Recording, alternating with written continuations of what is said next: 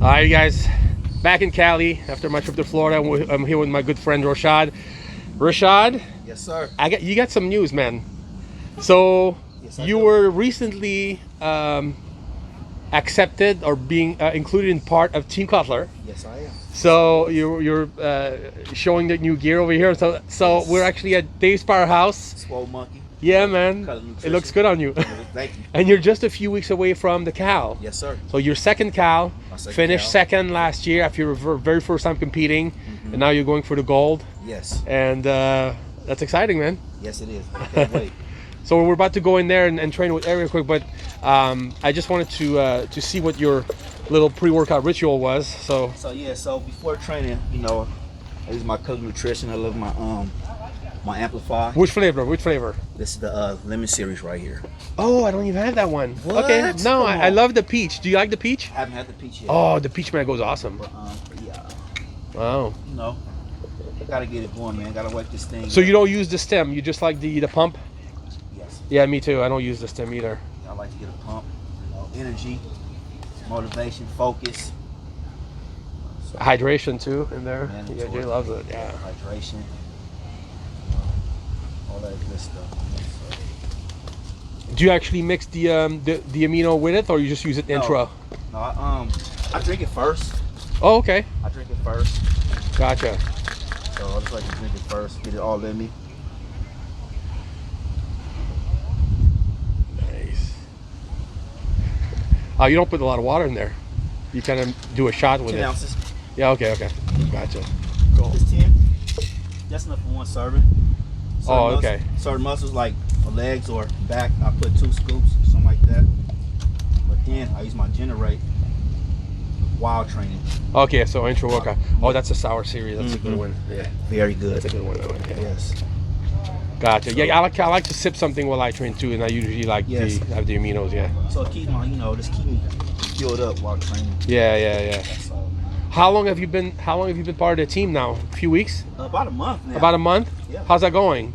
I love it, man. Yeah? I got people supporting, pushing, buying the product, using my discount. Jay told me you're doing well. I'm He was doing like, well. yeah. So How did that happen? Did you actually contact them? Did they contact you, or how did that contact happen? me. They did? I was shocked. Yeah. Yeah. Jay was like, man, what products you use? I told him what I use. He sent me. He told me one of his guys gonna get at me. Dom. Okay. Told me Dom was gonna contact me. Let you know, Dom contact me. We set it up. Boom. We are. Awesome, Nutrition, dude. Part of the team. Very cool. Straight up. All right, I just wanted to put that on camera real quick before we started workout because I thought it was kind of cool. I mean, I remember the first time you met Jay. I think we were filming outside Gold's Gym, and you're just passing by, and you're like, "Hey, man, can I get a picture?" And that was the first time you guys met, right? Yeah, it's amazing, man. I met that man last year. Yep. Face to face, seen him, in the magazines, the videos, competing. Never met him in person. I met him last year in front of Goals, and here is like years of change later. I'm part of the team. That's man. awesome, dude. I love it. Yeah, I think you noticed you also because we filmed last year before you first got, remember? So you were on the channel then. Yeah, I was on the channel then. Yeah. I appreciate the support and the help. Yeah, man. For acknowledging me for my first show. I got second in my last show, so I'm going for the gold with this one. We're excited, man. And now I'm part of the team. All right. Ready What are to we kill going it. to train today? I think we're doing back with We're Eric. doing back. All right, so we're going to wait for Eric. We're going to get in there and kill some back. All right. Yes, sir. All right, Biggie, we're back at Dave Fisher's Powerhouse. Every time we come here, I'm always hoping he's going to be here so you can get to see him and stuff. I know, I haven't seen him in a while. Yeah. I was hoping and I got here actually earlier today, hoping that I was going to see him. Yeah, so I think on Sundays he's busy, he's doing stuff. But we're here with our good friend Rashaad, who's just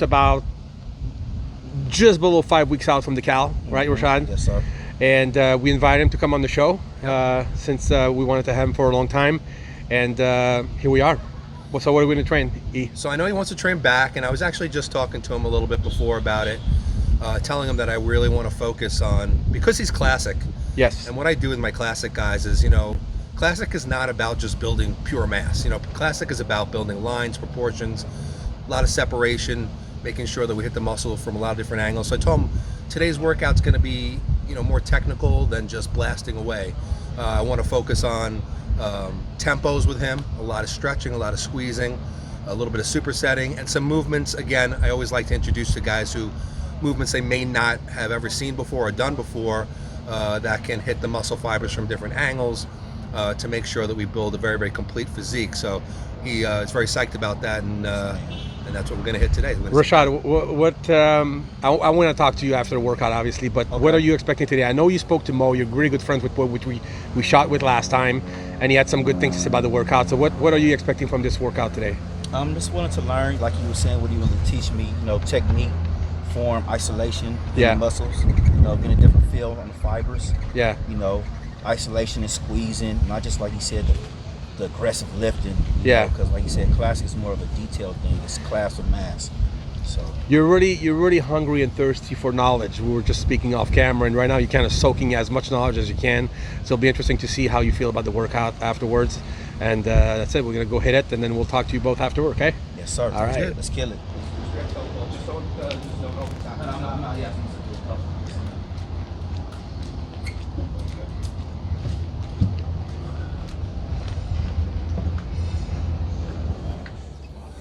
Okay, so the first movement that we're doing is a great movement for the mid back.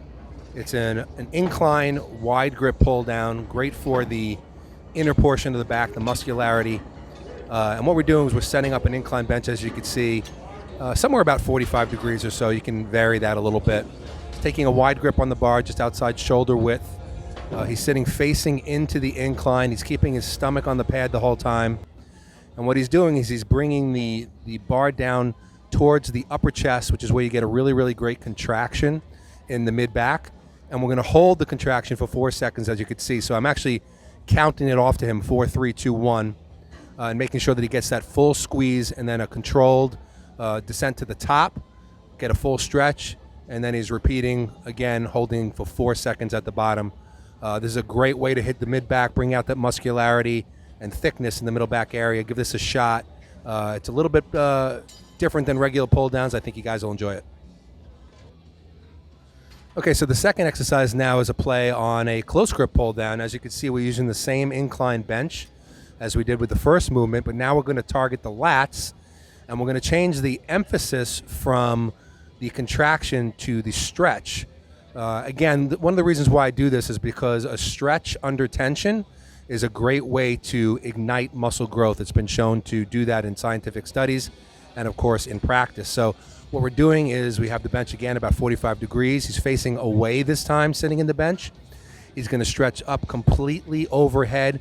And I tell him and I tell everybody to relax the shoulders. And when you relax the shoulders, it allows you to really pull the lats out, which is the goal. You want to really stretch them as much as possible. Hold that stretch for 4 seconds. And then, as you can see, he's pulling it at an angle, which is a different angle than straight down. And he's pulling into the lower portion of the chest, focusing on pulling with the lats and keeping his elbows close to the body. Again, is controlled negative to the top, 4 second stretch, and muscling to the weight to the bottom using the lats. Great movement for building lat width. Okay, so the next movement that we're using is going to be a low cable seated pulley row using a close grip, but it's a little bit wider than the regular close grip so that it fits around the bench so he doesn't get stuck in the middle of the rep. And what we're going to do again is we're going to emphasize the squeeze.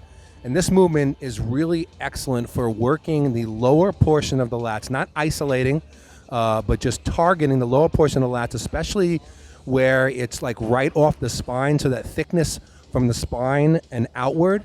You'll see a lot of guys who have really, really well-defined backs. You'll see actually striations coming out called the Christmas tree in that area, and this helps to work that spot.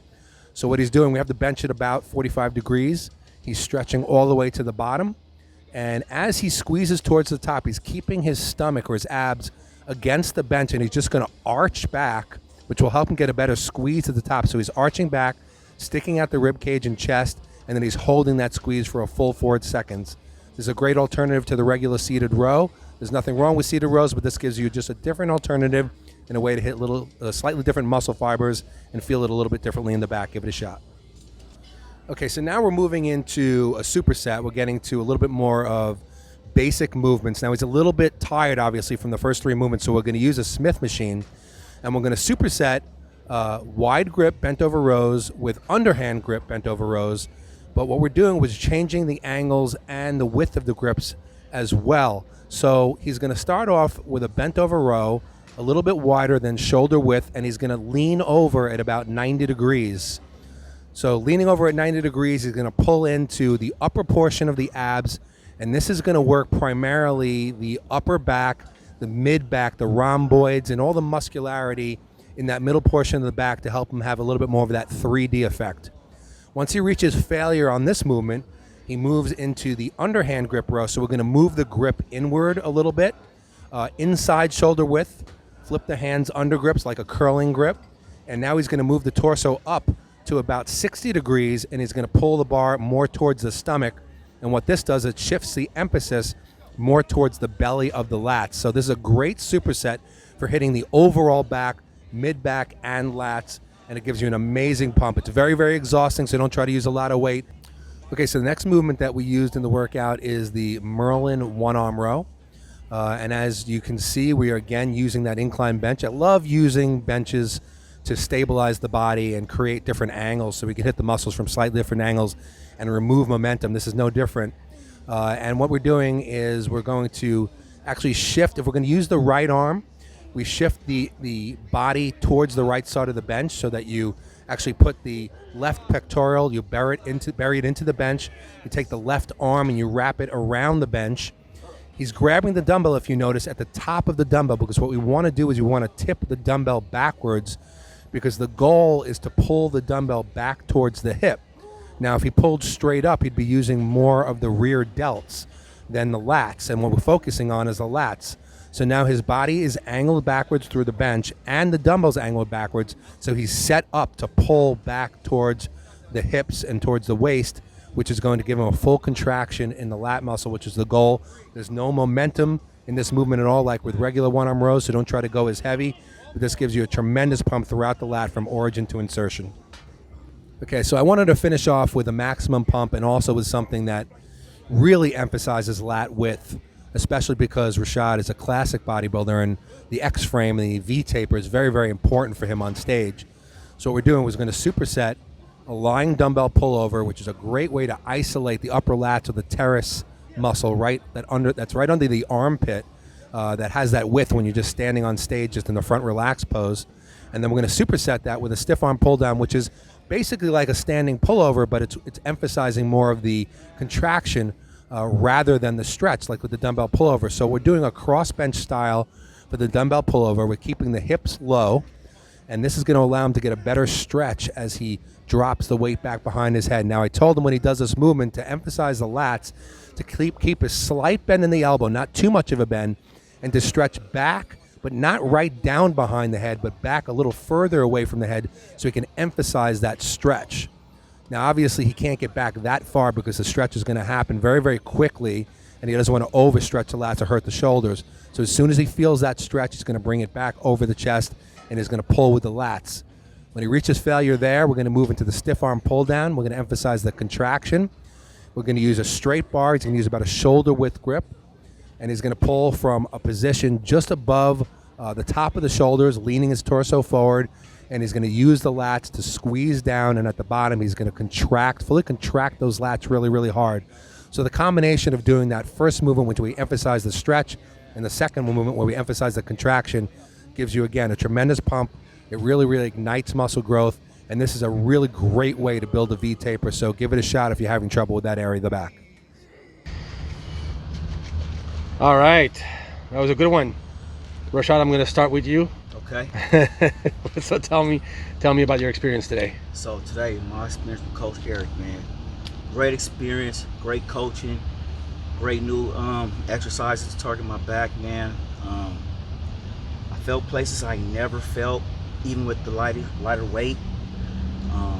Like you say, it's not about just moving the weight, it's about making the muscle do the work with the weight.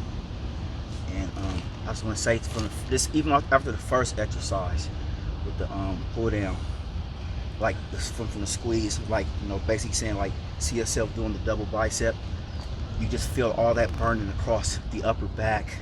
First you feel the upper back giving out, then you feel the lower back contracting, like giving it an assist to help move the weight as well. You know, you see all the muscles when you hit your back double bi. You know, so great workout. I loved it. I would love to have it again. And, maybe a different body part. no, for sure. Every body part. Yeah. No, it was good. I appreciate it. That's awesome. E, what do you want to say about today's workout?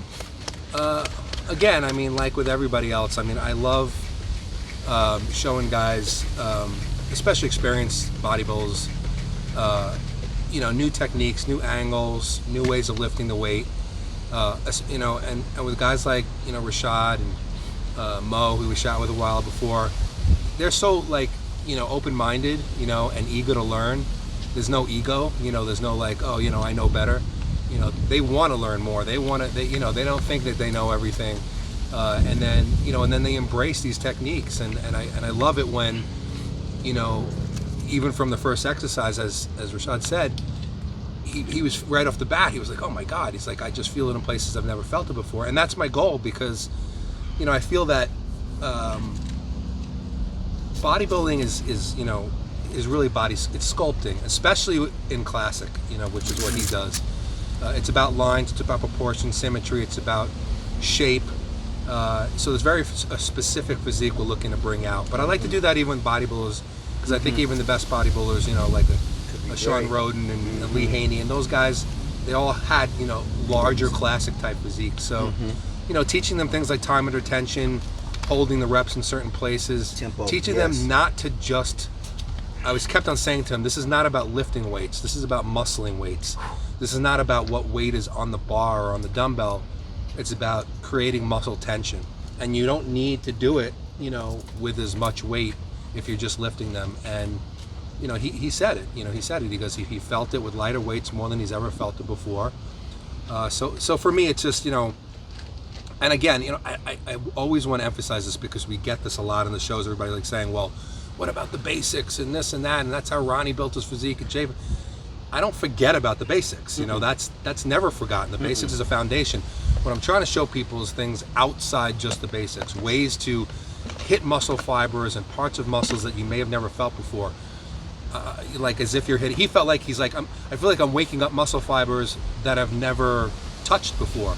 That's the whole point. So it's not forgetting about the basics. These are adjuncts to the basics. And you saw we did some bent rows. We did them on the Smith today because he was kind of tired, but we did some bent rows. We did one-arm rows. So we did the basics as well. So I've noticed the workout was a little bit longer than what we used to do together. I mean, when we used to train, we'd do 8 sets per body part, but I remember you asked Rashaad, you know, off camera, how many sets do you typically do? He says between 20 and 30 sets total. So Rashaad, tell me, we did probably, so I think we did 6 exercises per set. So we did 18 sets today. How do you compare that to a normal workout as far as workload? My normal one as workload, I want to say, compared to the normal one today, it was about the same. As far as energy output and output, yes. Even though it was a lighter weight technique, but I still got a great pump in each exercise. I want to say I wasn't. We got each set till failure, man. Yeah.